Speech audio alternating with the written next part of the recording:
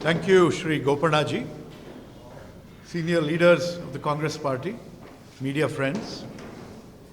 As you know, Shri Rahul Gandhi has launched the second Yatra. First, he had done the Bharat Jodo Yatra from your state, Kanyakumari, to Kashmir. And right now, he has started in the northeast, covering Manipur, Arunachal Pradesh, Meghalaya, Assam, and coming into Bengal, Jharkhand, Odisha, which is where he is today. And he will continue to cross the country from east to west, going through Madhya Pradesh, Chhattisgarh, Gujarat, Maharashtra, and ending in Mumbai. This yatra is called the Bharat Jodo Nyay Yatra because in 10 years of Modi Sarkar, we have only seen anyay. We have only seen injustice. We have seen injustice to the poor. We have seen injustice to women. We have seen injustice to the youth of India. My focus today is on the youth of India. As you all know, India is the country globally which has the world's largest young population, youth population. So we have been hopeful that this young population will become skilled and employable and will deliver for India what we call a demographic dividend. However, under Modi Sarkar, we have seen no sign of a demographic dividend. We have seen no sign of jobs for youth. We have seen no improvements in skilling and employability and job creation, etc. That is the focus of today's press conference. Now, when you think about, go back 10 years, when candidate Narendra Modi ji was making promises to the people of India. He promised that if he is elected, he will create 2 crore jobs every year. We have seen nothing like that, and we have seen, in fact, job losses. So instead of creating jobs, we have seen losses of jobs. Today, my focus is on one very crucial dimension of this job situation for youth, and this has to do with the Agnipath scheme. This has to do with national security and our armed forces. You all know, historically, Tamil Nadu has played a very, very major role in our armed forces. The Madras Regiment is one of India's historically oldest regiments, and the Madras Regiment has won all kinds of major awards for gallantry, and their list is very, very long of the contributions of the Madras Regiment to India's armed forces and national security. Now, historically, the armed forces used to annually recruit soldiers from amongst youth. And these soldiers would be given training, would be absorbed into the regular army, and they would serve for a full tour of duty. And at the end of it, in recognition of their sacrifices, their contributions, we would give them pensions, we would give them health care. That is the duty of any grateful nation for its warriors. What has the Narendra Modi government done? To quote our former army chief, General M.M. Narawane, he said, out of the blue, you had something called the Agnipath scheme introduced without consultation with the armed forces, introduced in the army, and also in the Air Force and Navy. Each of these divisions, the Air Force, Navy, etc., involve a lot more specialized skills. What is this Agnipath scheme? The Agnipath scheme basically says that we will recruit, say, 40,000 soldiers every year, out of which, after 4 years, only 25% will be retained in the army, in the armed forces, and the rest will be sent home. Even those retained in the armed forces, these 3-4 years of what is called Agnivir tour of duty will not, that experience will not be counted towards their salaries, towards their payment, etc. And those 3/4 who will be let go without any of the benefits that are available to the regular armed services personnel.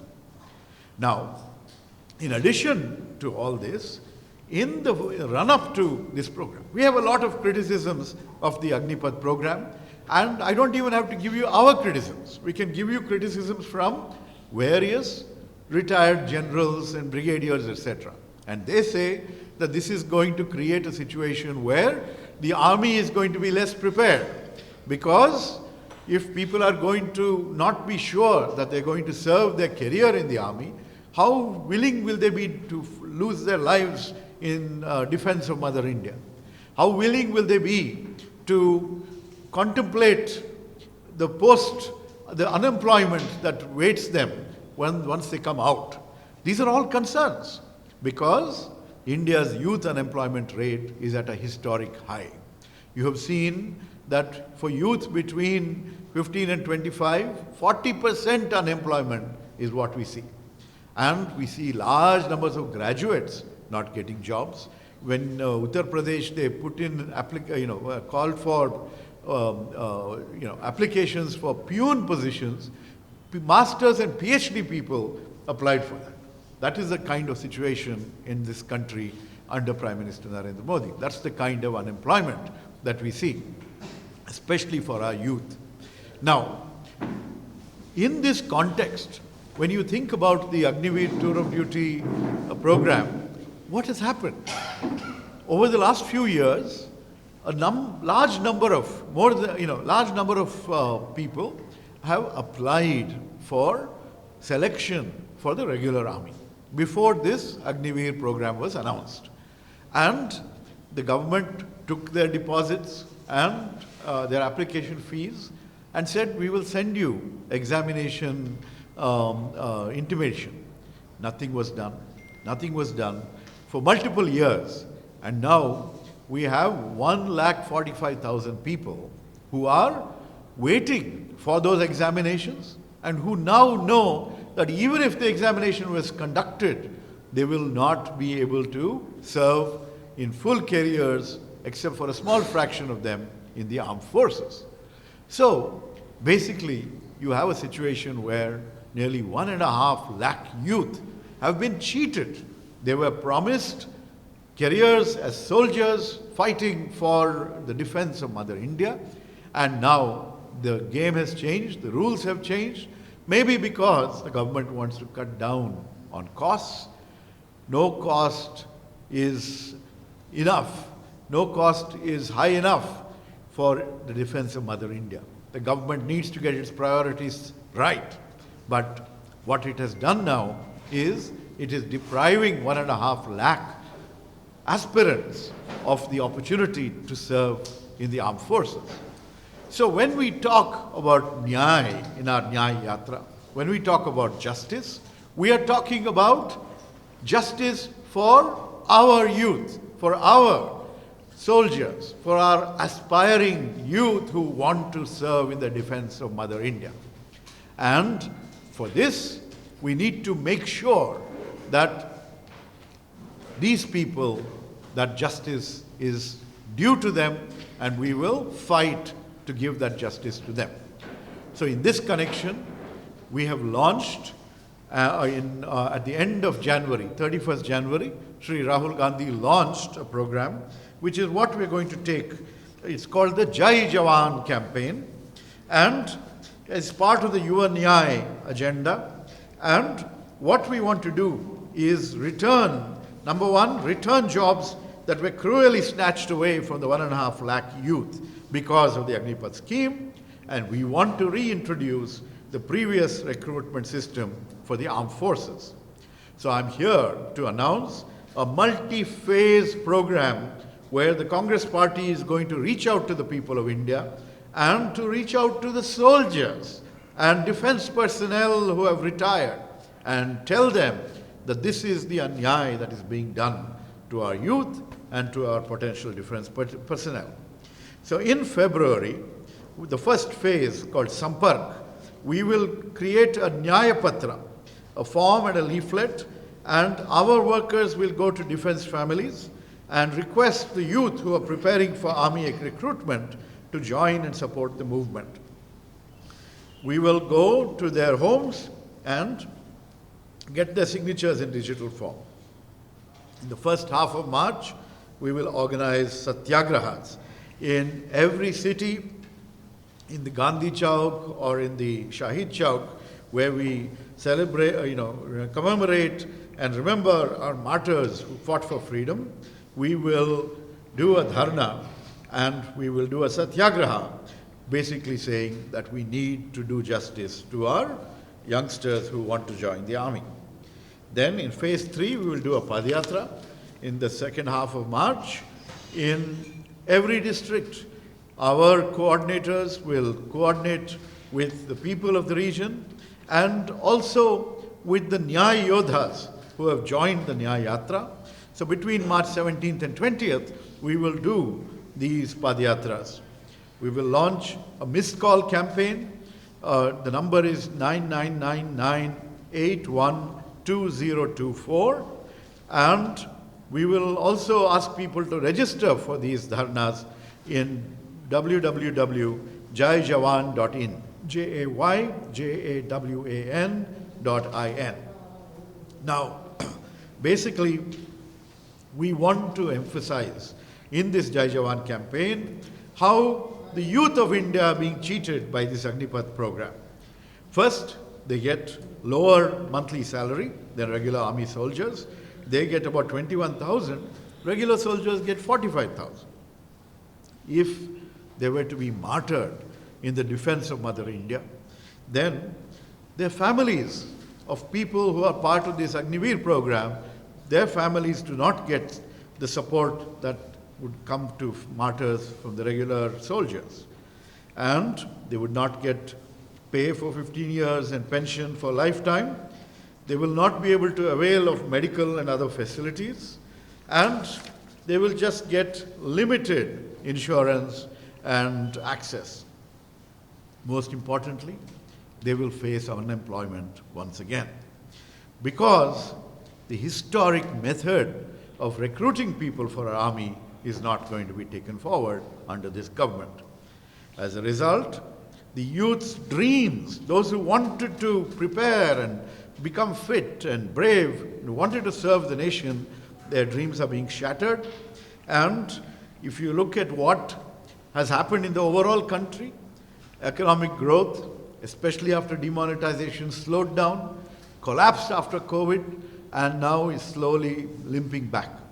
But because of demonetization, because of the hastily imposed GST, a large number of micro, small, and medium-scale industries have shut down.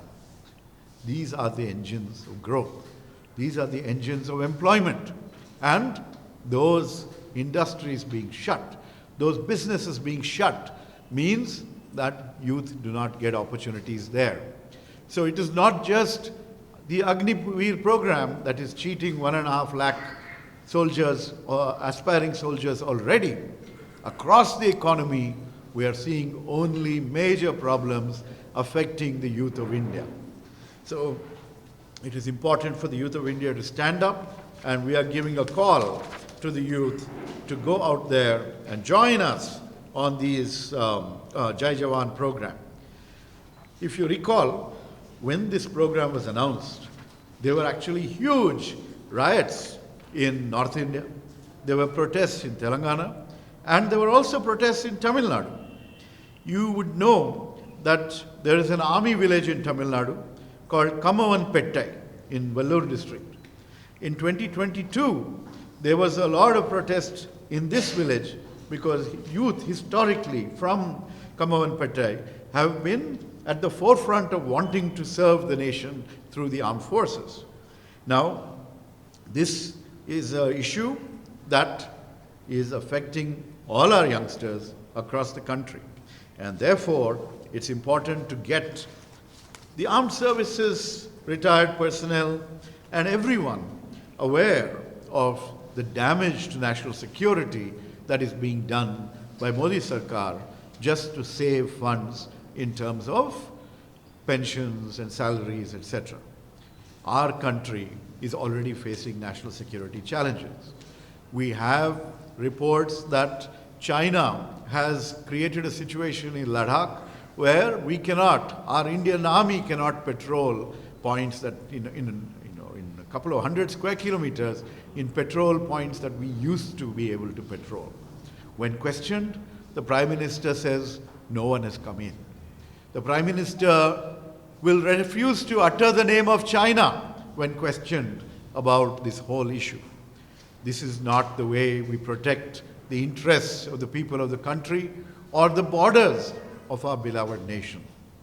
We call upon the youth, we call upon retired armed services personnel, join us as we fight in this Jai Jawan program for Nyay for our youth and to restore the traditional method of recruiting soldiers for our armed forces, to do justice to the 1.5 lakh aspirants who have been cheated of their futures over the last few years. This is the agenda with which we are launching this multi-phase protest across the country in February and March. We urge you in the media to get this message out to the rest of the country. Let us come together to strengthen our armed forces, to strengthen our youth and give them opportunities to fight in the defense of Mother India. Thank you. I'm happy to take questions. When is the right? Do you have planned for the gathering of all the people where the Rahul Gandhi ji will be participating in all? So we are planning decentralized in every district. So wherever Rahul Gandhi is at that time, he will be traversing the country as part of the Yatra, Bharat Jodo Nyay Yatra. Wherever he is, he will join. But all of us sitting here, will be doing this in our own respective districts. Because this is, recruitment to the armed forces is from everywhere. And that's something that we must maintain. Well, you are going to talk about only about Agnipath or any other central government schemes about things are going to be. So this is the highlight, that because this is a combination of jobs for youth and national security. But as I also mentioned, in the context of larger youth unemployment, justice for youth, Nyay for youth, is a central agenda for us, and that is going to be something that we are already talking about in the Bharat Jodo Nyay Yatra. We will be talking about it in the course of the election campaign, and yes, so it will be a larger story. If our youth are let down, like this government has let them down for 10 years without creating jobs, where is the future of India? What are youth doing? Instead of moving to better jobs, they're going back to their villages and working in lower wage Manrega jobs, when they should be contributing to urban growth. You should have seen more manufacturing jobs being created to help people move from farm to factory. None of that has happened. What has in fact happened is much worse. People are dropping out of the workforce. There is something called labor force participation rate, right? How many people actually want to participate in the labor force, right? That number is dropping.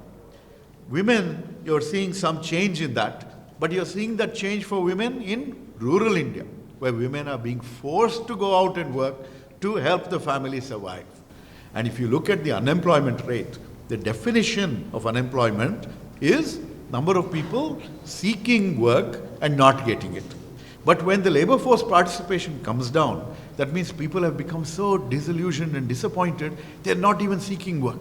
They're relying on the food benefits that is coming, and two people commit suicide, unemployed youth, every hour, according to National Crime Record Bureau data.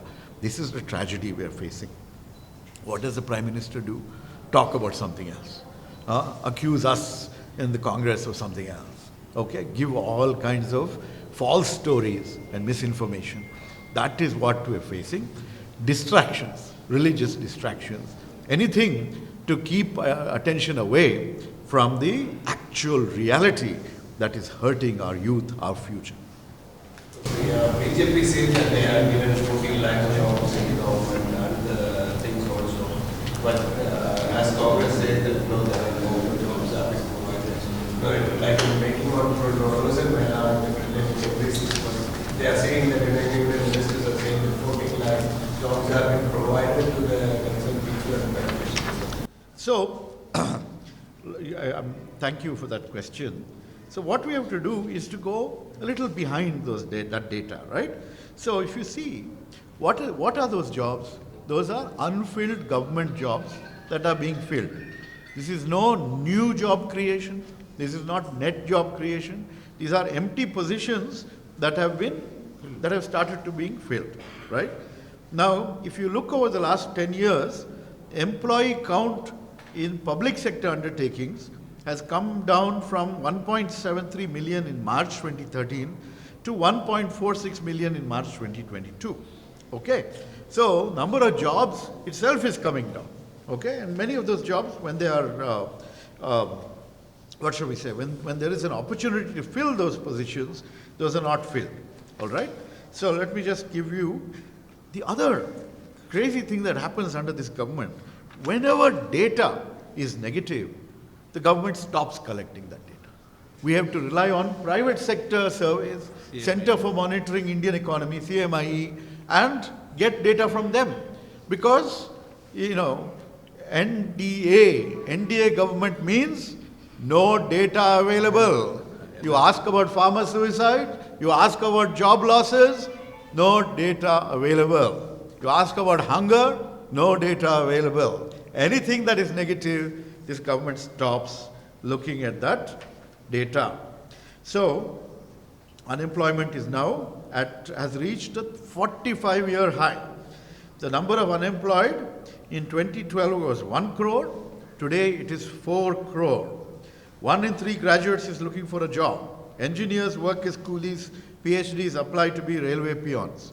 I have nothing against coolies or railway peons. Those are all honorable professions.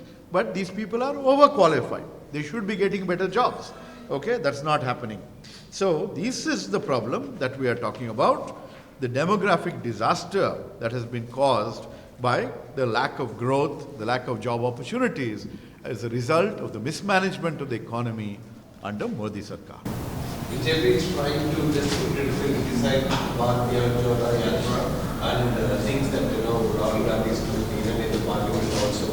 When we ask about asking about the relief funds for Tamil Nadu, they have mentioned that MOs and the DMK people have asked about it, but they have not given a single word for it. All you wanted to say about it. So I flew into Chennai last night from Delhi.